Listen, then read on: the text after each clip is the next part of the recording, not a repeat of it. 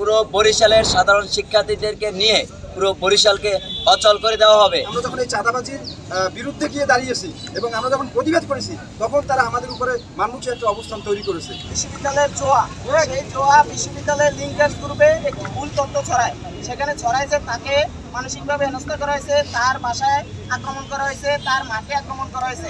যদি আগামী 12 ঘন্টার মধ্যে এর কোনো সুষ্ঠু সমাধান না দেওয়া হয় তাহলে পুরো বরিশালের সাধারণ শিক্ষার্থীদেরকে নিয়ে পুরো বরিশালকে অচল করে দেওয়া হবে।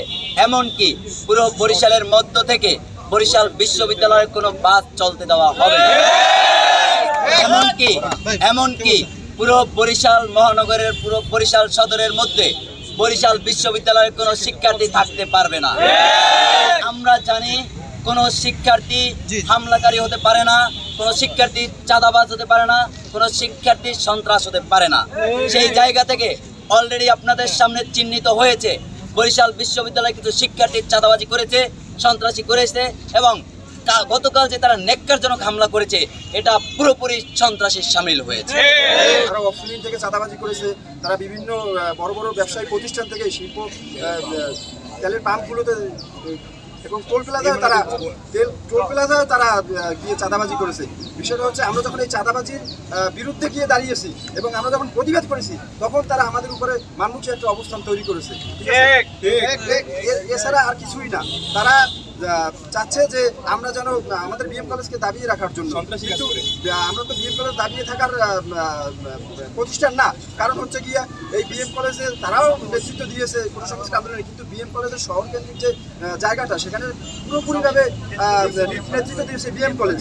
বিএম কলেজের একজন শিক্ষার্থী আমাদের কাছে একটা অভিযোগ জানায় যে দীর্ঘ 3 বছর যাবৎ তাদেরকে শারীরিকভাবে, মানসিকভাবে এবং সার্বিকভাবে তাদের অন্য এক প্রতিবেশী তাদেরকে হেনস্থা করতেছে।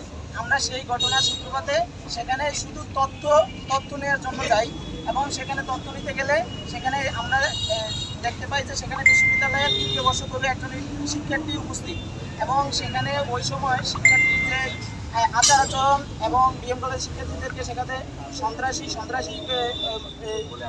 স্লোগান দেওয়া হয় এবং সম্বোধন করা হয়, গুন্ডা সম্বোধন করা হয় এবং সেখানে উপস্থিত প্রায় সে এলাকার স্থানীয় প্রায় 20 থেকে 25 জন উপস্থিত লোকের সামনেই সেটা করা হয়। আমাদের কাছে সেই ভিডিও ফুটেজ আছে।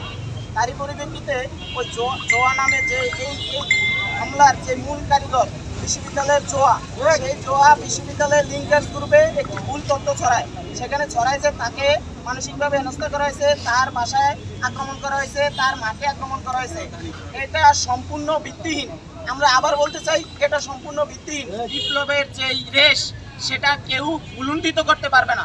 এই বাংলাদেশে এই 24-এর আন্দোলনের রেশ কোনো ব্যক্তি, কোনো গোষ্ঠী কোনোভাবেই এটাকে নষ্ট করতে পারবে না। এটা হলো আমাদের প্রথম কথা। এই আন্দোলনের রেশ আমাদের ভিতরে থাকবে এবং আমরা এই আন্দোলনের যে চেতনা, এই চেতনা নিয়ে আমরা সামনের দিকে আগাবো।